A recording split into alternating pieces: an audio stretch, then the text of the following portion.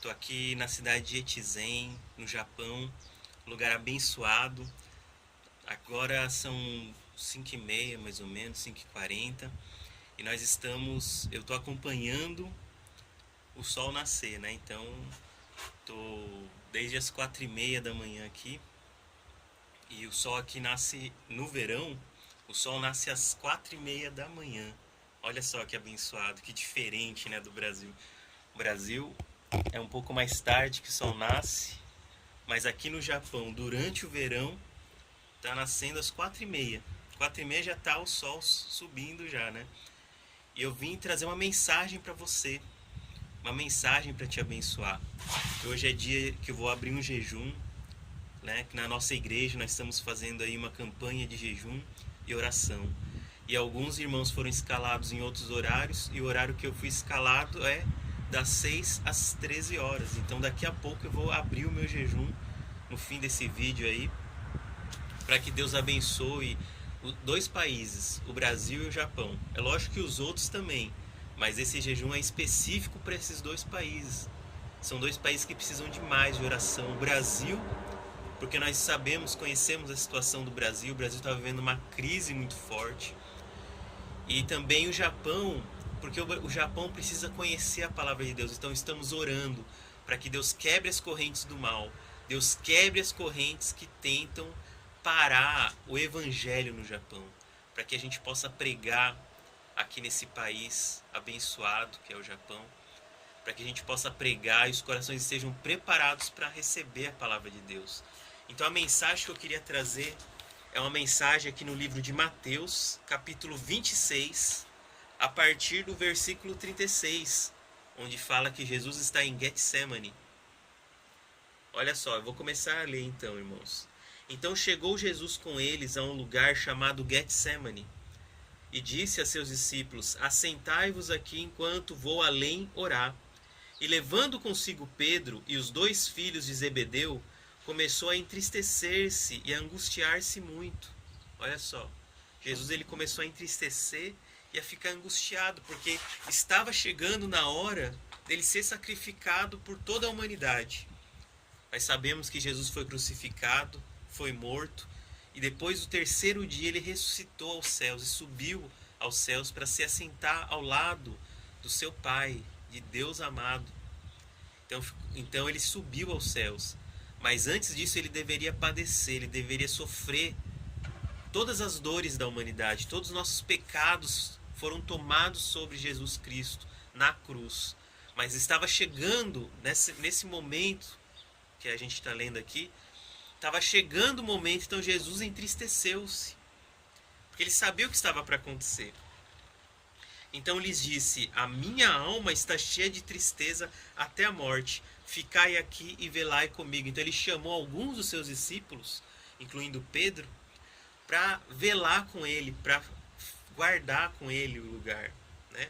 Para velar com ele em oração, né? Então Jesus estava mostrando o caminho da santidade, o caminho do monte, o caminho da oração.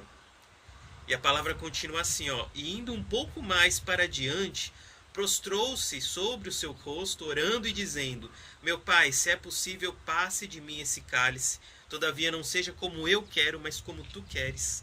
Olha, essa oração que Jesus faz para Deus, essa oração ela é extremamente importante. Ela tenta nos ensinar algo, ensinar a orar.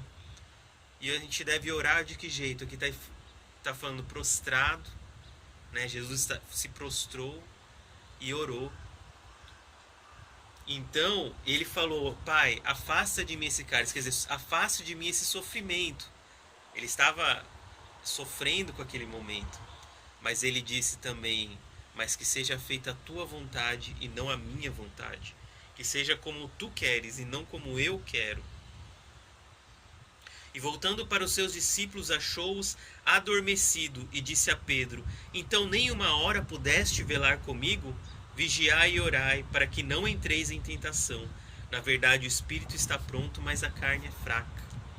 Olha só, então Jesus ele fez essa oração e voltou aos seus discípulos.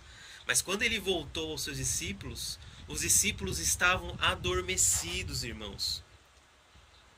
Jesus ele subiu aos céus, mas ele promete na Bíblia que um dia ele voltará, ele está chegando. E como nós estamos? Qual é a nossa relação com Deus espiritualmente? Nós estamos despertos? Nós estamos com o nosso coração despertado para a palavra? Nós estamos em santidade? Ou nós estamos adormecidos igual esses discípulos, irmãos? Eu não sei, mas ele fala: vigiai e orai, para que não entreis em tentação. Na verdade, o espírito está pronto, mas a carne é fraca. Ele estava se referindo a nós. Nós estamos com o espírito prontos. Muitas vezes nós estamos até servindo a Deus, estamos indo para a igreja, indo para o culto, mas a carne é fraca. Então, quando nós saímos da igreja, o que temos feito fora da igreja? Qual tem sido o nosso caminho? Que percurso nós estamos fazendo? Em que porta nós estamos entrando? Na porta estreita ou na porta larga? Porque Jesus fala que a porta estreita é a porta da salvação.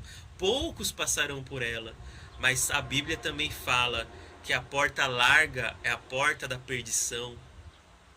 Muitos passarão por ela. Então a porta estreita da salvação, poucos passarão. Mas a porta da perdição, muitos vão passar pela perdição. Muitos, vocês vão ver até pastores passando, obreiros, homens abençoados, homens que lutaram pelo evangelho de repente, mas que vão passar pela porta larga, porque não conseguiu guardar o seu caminho, não conseguiu permanecer acordado, desperto diante da segunda vinda de Jesus. A pessoa não conseguiu manter a sua santidade. E a palavra continua assim: e indo a segunda vez orou dizendo: Pai meu, se esse cálice não pode passar por mim sem eu o beber, faça-se a tua vontade. Então Jesus ele repete o tempo todo que ele quer que a vontade de Deus é que se cumpra na vida dele, que a palavra do Senhor é que se cumpra na vida dele. Não as vontades carnais, não é a vontade pessoal, o desejo pessoal de Jesus. Ele falou que não seja feita a minha vontade, mas a sua vontade. E voltando, achou-os outra vez adormecidos, porque os seus olhos estavam carregados. Porque os seus olhos estavam carregados. Quantas vezes nós não ficamos com os nossos olhos carregados, com alguma tristeza, com alguma mágoa, alguma aflição, algum medo, algum sentimento de derrota? Os nossos olhos ficam carregados, irmãos. E às vezes não são nessas coisas que a gente percebe que sejam malignas, às vezes coisas possíveis que a gente pode fazer, que é lícito, mas só que não convém a nós fazermos, praticarmos. Muitas são as coisas que tentam desviar-nos do caminho. E deixando-os de novo, foi orar pela terceira vez, dizendo as mesmas palavras. Então chegou junto dos seus discípulos e disse-lhes: dormi agora e repousai, eis que é chegada a hora, e o Filho do Homem será entregue nas mãos dos pecadores. Levantai-vos, portanto, eis que é chegado o que me trai. Então a hora chegou, irmãos. A hora de Jesus chegou.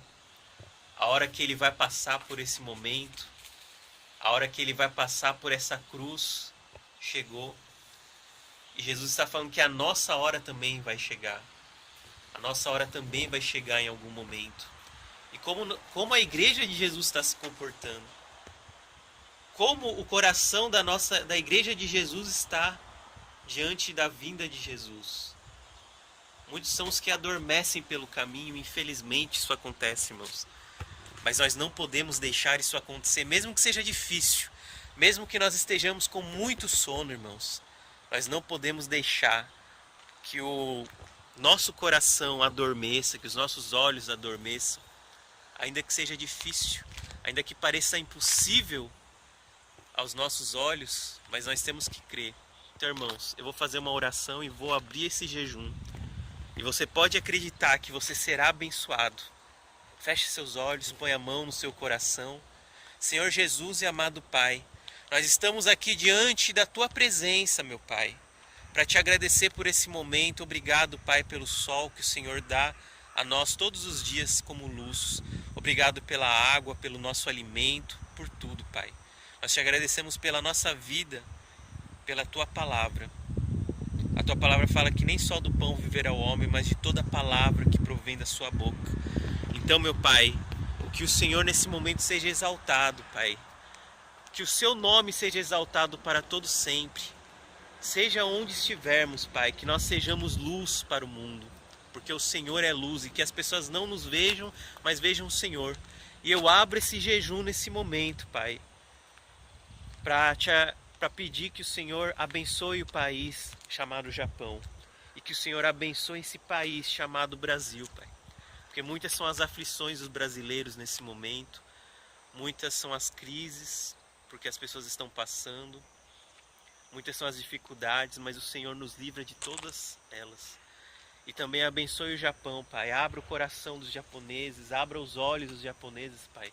Que eles venham a ser abençoados com a Tua palavra, Pai. Abençoe o Japão, a cidade de Echizen, essa província chamada Fukui, mas também todo o país Japão, Pai. Que a Sua palavra seja derramada sobre o Japão. Que a Sua luz, Pai, seja vista por todos eles. Em nome de Jesus, desperta o país, Pai. Desperta esse país, meu Deus, em nome de Jesus.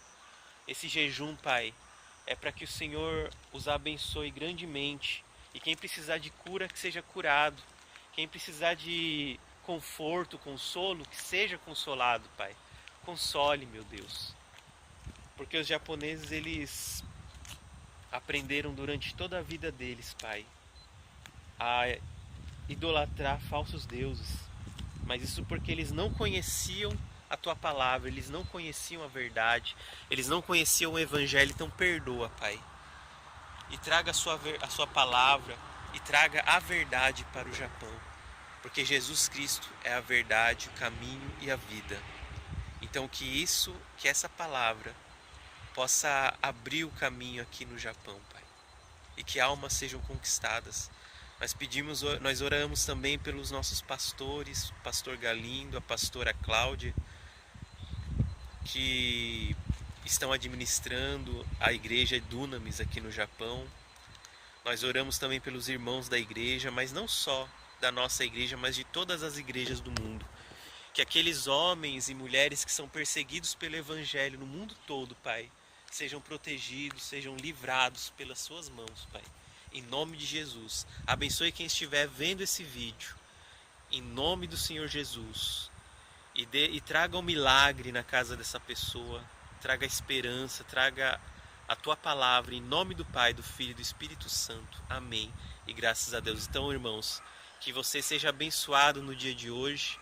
Que a tua casa seja abençoada. Que a sua semana seja uma bênção. Em nome de Jesus. E onde você for, irmãos, Deus estará com vocês. Creia nessa palavra em nome de Jesus. Amém. E graças a Deus.